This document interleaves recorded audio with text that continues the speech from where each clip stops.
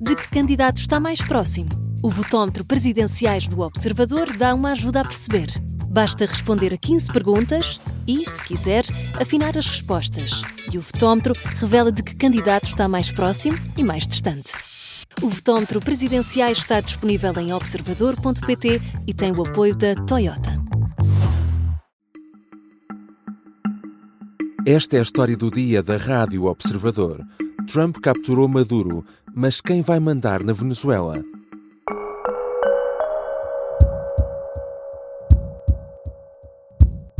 We're going to run the country until such time as we can do a safe, proper, and judicious transition. So we don't want to be involved with having somebody else get in, and we have the same situation that we had for the last long period of years. Donald Trump anunciou que os Estados Unidos vão tomar conta da Venezuela depois da surpreendente operação que resultou na captura do presidente Nicolás Maduro. Só ainda não se percebeu quem e como Washington quer realmente liderar o país no futuro. Mas isso parece também não importar muito para Trump, desde que uma coisa esteja garantida para os Estados Unidos: o petróleo venezuelano. Afinal, a Venezuela é o país com as maiores reservas do mundo, maiores até que as da Arábia Saudita. Como foi planeada e executada a operação para retirar Maduro do país e levá-lo para uma prisão em Nova Iorque, onde vai agora ser presente à justiça norte-americana? Que planos têm os Estados Unidos para o pós-Maduro e o que é que significa o Make Venezuela Great Again anunciado por Trump? Vou falar com Bruno Cardoso Reis, historiador e especialista em assuntos internacionais.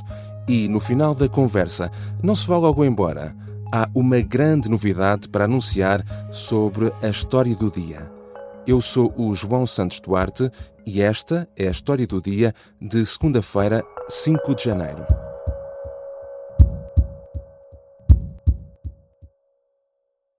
Olá, Bruno, bem-vindo. Olá, obrigado. Pelo menos no Ocidente, poucos questionarão o facto de Maduro presidir um regime ditatorial e ter continuado no cargo mesmo depois de perder as eleições. Mas o que foi muito questionado foi a legalidade desta operação. Ora, enfim, o direito internacional é algo muito vasto e disperso, mas que princípios terão sido aqui violados? Bem, a questão do direito internacional realmente é complexa, embora aqui no fundo o grande problema, o problema de base é não havia boas soluções para resolver esta questão e isso é um dos problemas que há muitas décadas, enfim, com que há muitas décadas lidamos na política internacional, que é esta questão que é um dos princípios fundamentais, que é o princípio da não intervenção, sobretudo, ou seja, da soberania. Basicamente a soberania quer dizer nenhum Estado tem o direito de intervir nos assuntos de outro Estado, portanto as fronteiras são para respeitar também nesse sentido. Esse princípio, se combinado com a ausência de consenso na comunidade internacional, sobretudo a grandes divisões entre as grandes potências, significa que a exceção a essa regra, que é a possibilidade de haver uma intervenção, por exemplo, para afastar um governo ilegítimo, deixa de ser possível pela via normal do direito internacional, que é um mandato, ao abrigo do capítulo 7º da Carta das Nações Unidas, do Conselho de Segurança, para haver algum tipo de ação militar.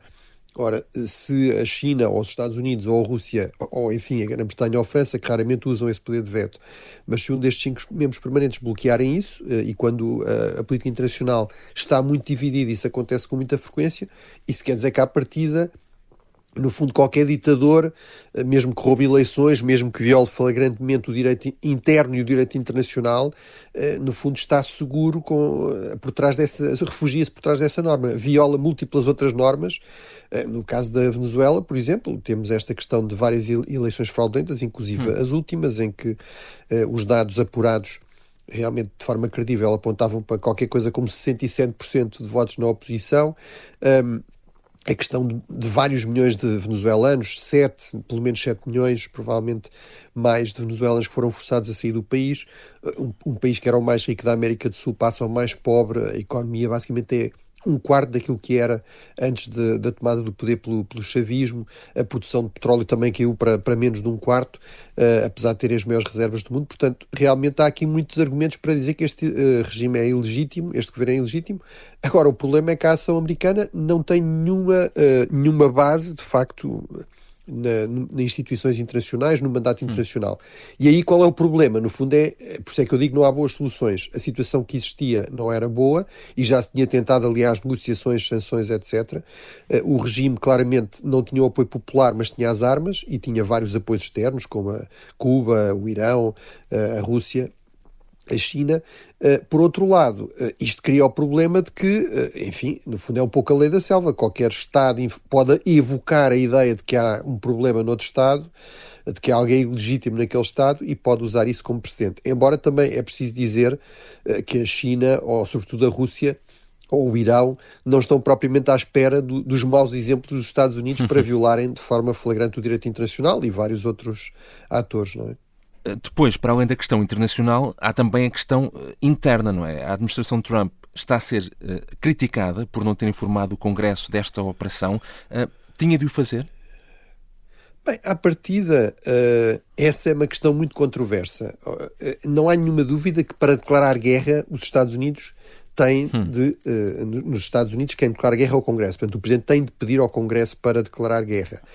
Mas a última vez que isso aconteceu na América Latina, ou seja, haver realmente uma declaração de guerra, foi em 1898, contra a Espanha, quando a Espanha ainda ocupava Cuba, Porto Rico, etc. Desde aí o que nós temos são intervenções militares mais limitadas que não exigem, não passam por uma declaração de guerra, pelo menos é essa a interpretação de sucessivos presidentes. Portanto, aí há que ser justo com Donald Trump, não é propriamente ele que inventou esta ideia, que até há um conceito para descrever isto, que é a chamada presença imperial. No fundo, o Presidente, com a ideia de que é muito difícil na gestão dos assuntos externos, dos assuntos de segurança e defesa, em tempo útil, ter o tipo de debates, de consultas que seria necessário para uma decisão do Congresso, no fundo, toma a decisão e depois, a posteriori, informa e pede algum tipo de autorização por vezes ao Congresso. Aqui o que é mais anormal, eventualmente, é que não parece ter havido qualquer tipo de informação a ninguém no Congresso. Isso já é mais invulgar, porque os Estados Unidos têm várias comissões parlamentares muito fortes, nomeadamente na área da defesa e dos serviços de informações, com deputados que estão autorizados a ver a informação mais classificada que há um número muito reduzido. E geralmente esses são informados previamente, mesmo que não seja dada essa informação a todo o Congresso. Portanto, isso já a ausência dessa informação, aparentemente, já é mais questionável, mas corresponde muito a esta agenda de Donald Trump, que é de concentração máxima de poder nele próprio. Portanto, Trump leva sempre as coisas um bocado mais longe do que os seus antecessores. Com a captura de Maduro, o regime na Venezuela foi decapitado, não é? Mas a verdade é que o regime chavista, não é? Por assim dizer, continua no poder. Não houve aqui um golpe de Estado. Enfim, se quisermos recorrer a outra analogia, de certa forma, levaram a cabeça do polvo, mas permanecem os tentáculos. Não é? Trump anunciou que os Estados Unidos vão governar a Venezuela por um período de tempo não determinado. Eu acho que ainda ninguém percebeu muito bem o que é que isso significa, não é? Qual é que será aqui a estratégia? Pois, acho que é exatamente isso, ou seja, por um lado é isso, houve aqui uma operação de decapitação, mas até bastante limitada. Não houve, por exemplo, uma tentativa de eliminar, capturar o Ministro da Defesa ou o Ministro do Interior, que são muito mais importantes, eu diria, do que até o Presidente no controle do aparelho repressivo, das Forças Armadas, das milícias, das polícias que reprimem a população, a oposição. De facto, o regime parece manter-se no controle da situação. A vice-presidente terá assumido funções. Ela, à parte de vice-presidente, é também ministra do petróleo, ministra das finanças, mas ministra do petróleo. Donald Trump é muito claro a dizer que essa é para ele uma questão crucial, a par de travar, digamos, o tráfico de drogas e as migrações, é a questão do controle dos recursos naturais.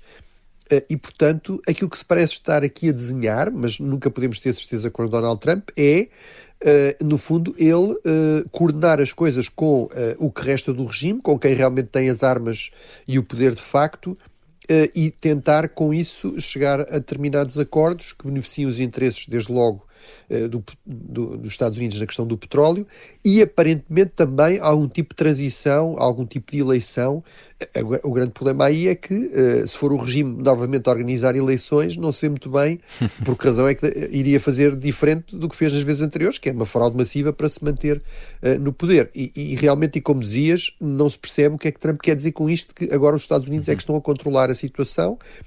Parece ser a ideia de uma espécie de controle indireto, ou seja, com esta ação demonstrar o poder norte-americano e com isso aumentar a pressão sobre o regime para forçar o regime chavista a fazer aquilo que os Estados Unidos querem. Portanto, parece ser esse género de controle indireto, porque realmente de outra forma implicaria operações militares numa escala muito maior, que para já não aconteceram, eventualmente até uma tentativa de ocupação do país para realmente depois administrar o país, e isso é algo que Donald Trump sempre disse que não queria fazer e que sempre criticou nos seus antecessores por causa da má experiência no Iraque e no Afeganistão, que é muito impopular nos Estados Unidos, não só entre os apoiantes de Donald Trump, mas mesmo de forma mais generalizada.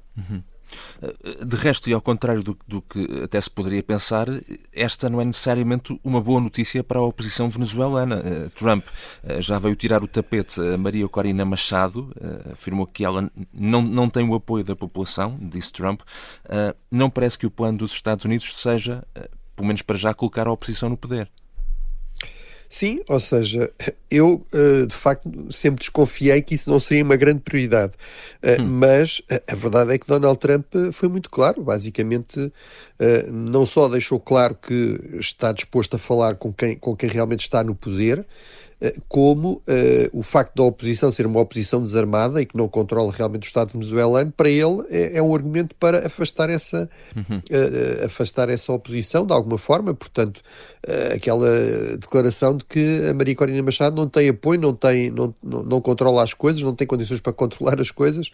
Bem, na verdade, o presidente à partida legítimo e reconhecido como tal por muitos países democráticos é o presidente democraticamente eleito nas eleições do ano passado, 2024, Edmundo González, e portanto seria ele que seria a figura natural para liderar aqui algum tipo de transição com o apoio norte-americano.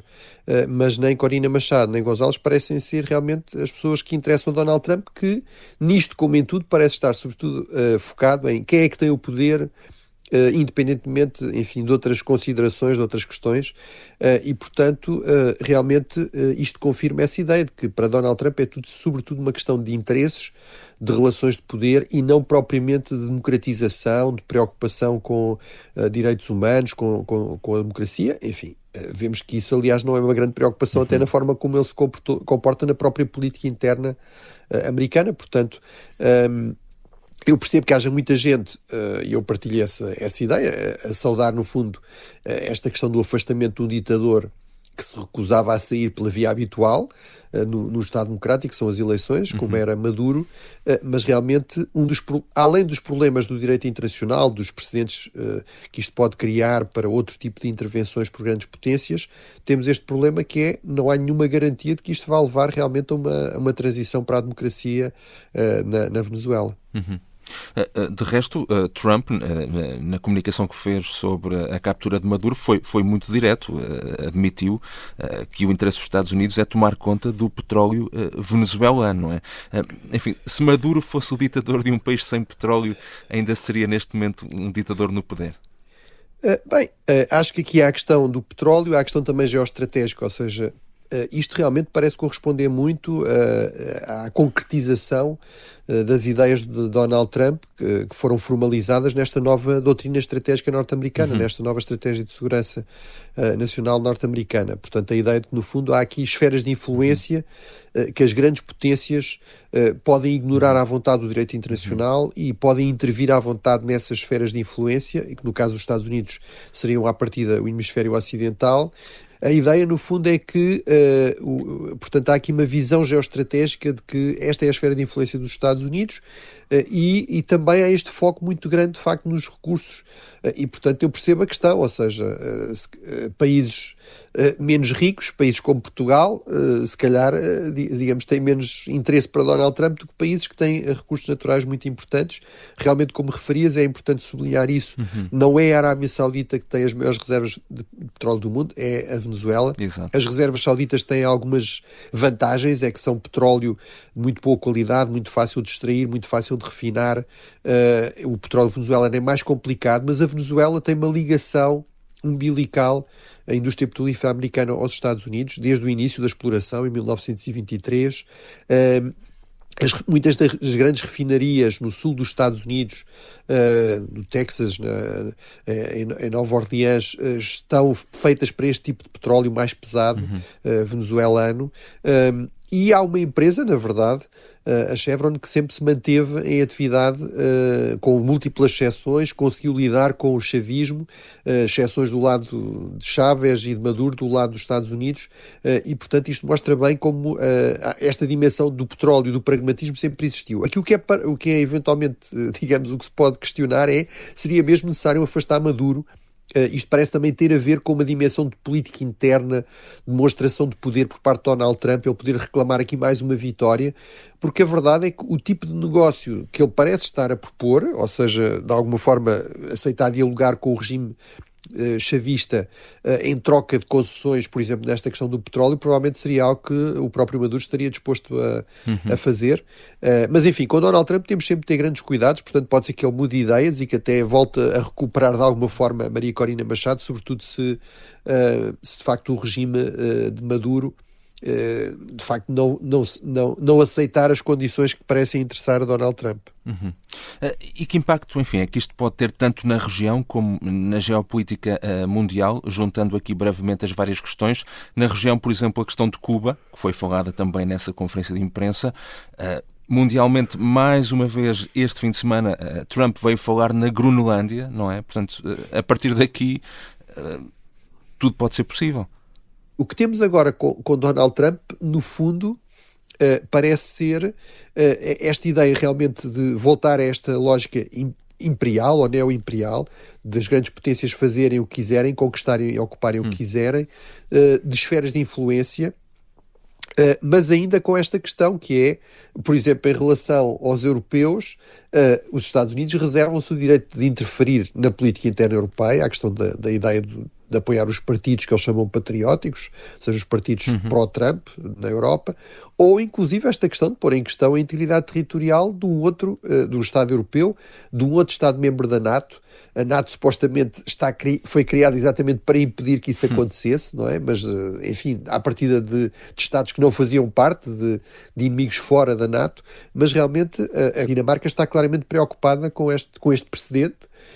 Está preocupada com a insistência de Trump em falar na Groenlândia, voltou novamente a falar disso, e isto realmente parece configurar, pelo menos do ponto de vista de Donald Trump, com um objetivo que é uma ordem global assente numa espécie de concertação entre as grandes potências, em que os Estados Unidos são obviamente uma, mas outras são a China ou a Rússia, e basicamente pôr de lado completamente o direito internacional, as instituições como as Nações Unidas, e basicamente, enfim, as grandes potências fazerem o que entenderem e as potências mais fracas sofrerem o que tiverem de sofrer. Claro que isso é uma receita para um mundo muito mais conflituoso, portanto está em completo choque com aquilo que foi a promessa de Donald Trump, que é de ser o grande pacificador, enfim, esta ambição de ganhar o Prémio Nobel da Paz.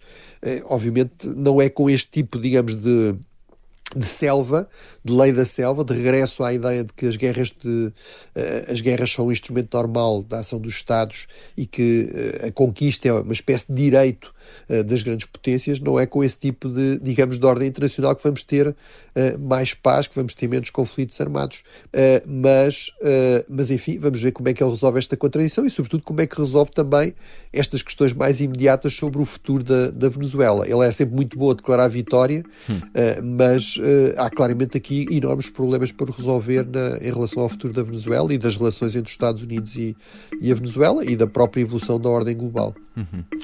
Obrigado, Bruno. Obrigado. Bruno Cardoso Reis é historiador e especialista em assuntos internacionais. A terminar, uma grande novidade a partir de agora na História do Dia. Bem-vindo Pedro Benevides. Obrigado. Pedro, tu conheces bem esta casa, também é a tua casa, não é? Sim. Foste editor de política do Observador, és presença habitual no programa E o Vencedor é, da Certo. Rádio Observador, e os portugueses conhecem também igualmente, neste momento como apresentador do Jornal Nacional, da TVI ao fim de semana, e agora vais passar a estar também connosco diariamente com uma nova voz e a nova cara da história do dia. Antes de mais, nós como jornalistas procuramos obviamente ouvir tudo, ler tudo o possível. Segundo sei, tu és fã do podcast. Sou fã do podcast porque acho que é mesmo daquelas coisas essenciais, sobretudo nos dias de hoje em que nós temos... o ciclo noticioso é hiper acelerado, mesmo para nós que estamos aqui dentro desta bolha, Sim. que é a nossa indústria, no fundo. Às vezes é preciso tirar ali 20 minutos para organizar o pensamento. E eu acho que a história do dia serve muito para isso, para organizar o pensamento, para percebermos o que é que se está a passar, o que é que se passou, ou como é que podemos antecipar aquilo que sabemos que se vai passar neste dia. E são ferramentas que hoje em dia, quer dizer, eu às vezes ponho-me a pensar, nunca na vida alguém imaginaria que no futuro Sim. as pessoas iam estar a ouvir rádio em formato de bolso, não é? Isso. Inventariam qualquer coisa que tivesse a ver com a imagem, mas não, o som hoje em dia é uma forma com que as pessoas gostam de trabalhar para se informar, para às vezes para se entreter apenas, e neste caso concreto eu parece-me que é fundamental para tu conseguires dar algum sentido no mundo em que tu vives e que, como vemos agora com esta história Sim. da Venezuela, por Sim. exemplo, anda completamente a rodar a velocidades e em direções que nós não imaginávamos. Sim. E quais são os teus planos para a história do dia? O que é que podemos esperar? O que é que os ouvintes podem esperar? Olha, aquilo que eu vou tentar fazer, mas eu acho que é isso também que se faz aqui já, é, para já, honrar a herança do programa, que já está muito bem feito. Este podcast tem muito sucesso e não é por acaso. E depois, se der aqui alguma marca minha, é um bocadinho esta curiosidade que eu tenho e que tento que seja a curiosidade de quem nos está a ouvir. Ou seja, não vou partir para cada tema com aquela base do jornalista que tem acesso a mais informação do que a generalidade das pessoas. Vou partir, espero eu, com a mesma curiosidade, o mesmo interesse, a mesma estupefação, às vezes, com que nós vemos e lemos e ouvimos aquilo que se está a passar no país e também no mundo. Obrigado, Pedro, e boa sorte. Muito obrigado e posso ser já até amanhã. Exatamente, até amanhã. A sonoplastia desta história do dia é de Bernardo Almeida. A música do genérico é do João Ribeiro. Eu sou o João Santos Duarte. Tenha uma boa semana.